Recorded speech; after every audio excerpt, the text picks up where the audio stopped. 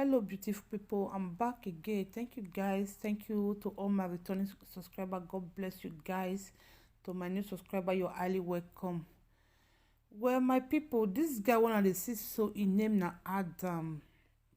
Is from Sapele Delta State, one of the popular hairstyle in Sapele Delta State, known as a 10/10. Maybe if you always Sapele na 10/10, people just know her name, just know her there because the guy's name. Well, the real name of the guy is Adam. What just happened to this guy is so bad, my people. On that very day, my people, this guy just sit down outside of his own barber salon. No me say this guy go fight now, or this guy maybe he go thief now, na they give an RIP, nothing like that. He no fight, nothing. The guy just offer sit down for outside of his own salon. Now this unknown people, they just drive with their blue Corona car. Now they just come there, my people. As they just bring the AK come out, say goes at the guy. 2 times like that, now the guy just run enter in your salon. As he run enter in your salon, and this unknowing people, so now they see follow enter salon, inside salon. As they follow, and then they see give am 2 times like that. The guy no still die. The guy no die, my people. Wetin happen? The guy come dey lose blood come dey flow. The guy come dey blood come dey flow, my people. They come so okay make they carry am go hospital. They reach one hospital now. One thing about Nigeria hospital, my people, me I first verify that place. Hospital na for to treat people, whether good or bad. That one, hospital is made for that, to treat person wey no well. But now in Nigeria there, you go hospital, they go transfer that person to another hospital. They go say make that person go another hospital. Just imagine. Abi hospital wey dey Nigeria, maybe na for get one particular thing wey they do, like Western world wey I dey. No matter the case wey you, no matter the something wey you carry go there, they can never refer you to go to another hospital. What they will do, they will call the doctor. Maybe if the doctor is not on sick that very day, maybe they are, because that place doctor they already dey 24 hours. It can also be maybe the doctor wey wan operate head, not being go operate leg, you understand? Now so they be for here. But for that Nigeria, I don't know why they'll say make they transfer so person go another hospital. Well, my people, me I come back to this guy where they just give an RIP. So as they rush this guy to that hospital for Sapele there, then the doctor come say make they carry am go specialist for Sapele. On their way going, my people, fuel no come dey car. Hey, Jesus Christ of Nazareth.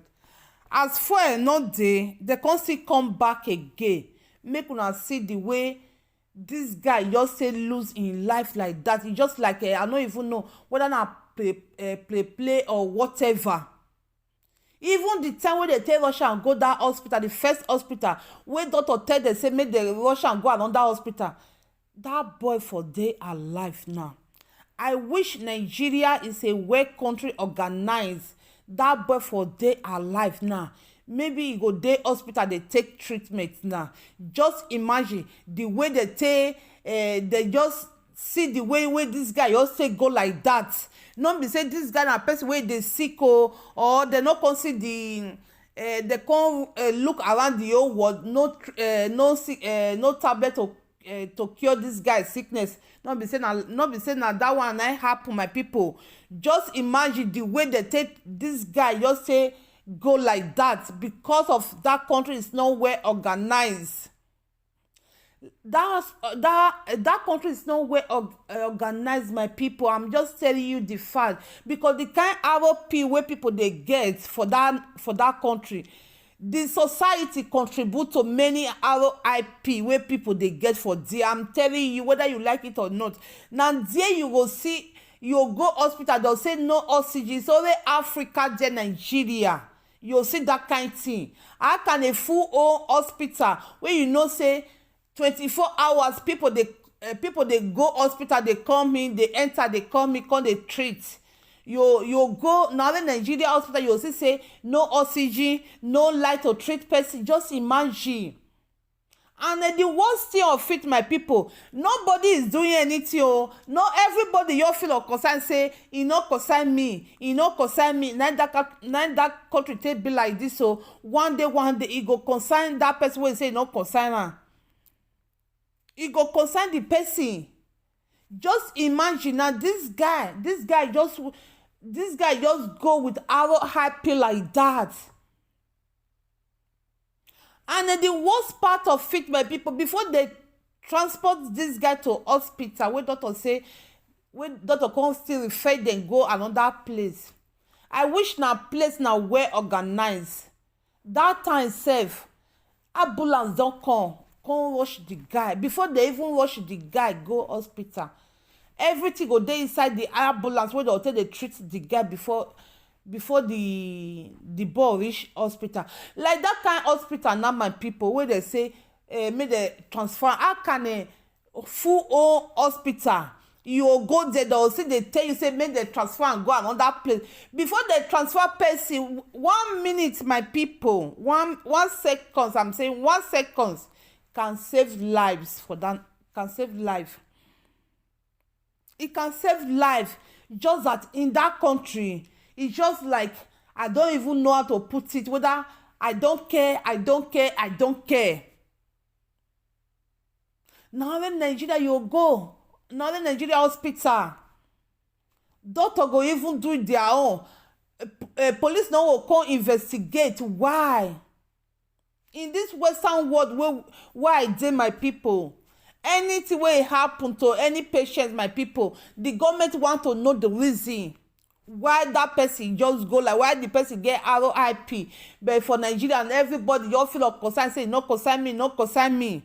One day, all those people that put us into that mess what we dey for that Nigeria, one day go concern them. Now there they go no say now they go feel the pay where the masses they pass through since then, where all those leaders were supposed to they go into the details why this is taking place, why that one is taking place.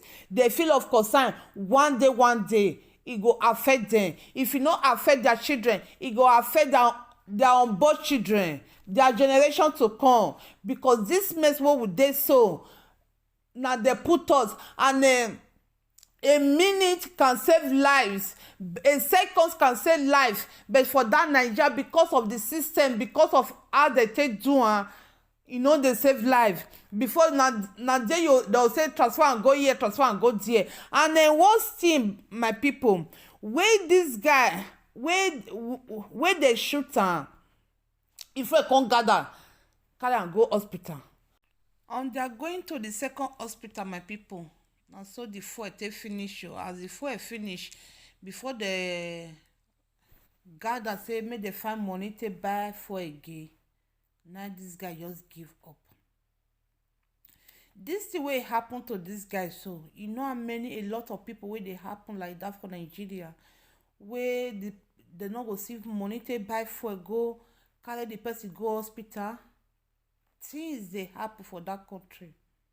Things dey happen, my people.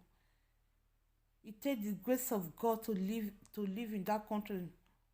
Take it or not, I'm just telling you the fact. It take the grace of God. Well, my people, leave your comment in the comment section down below.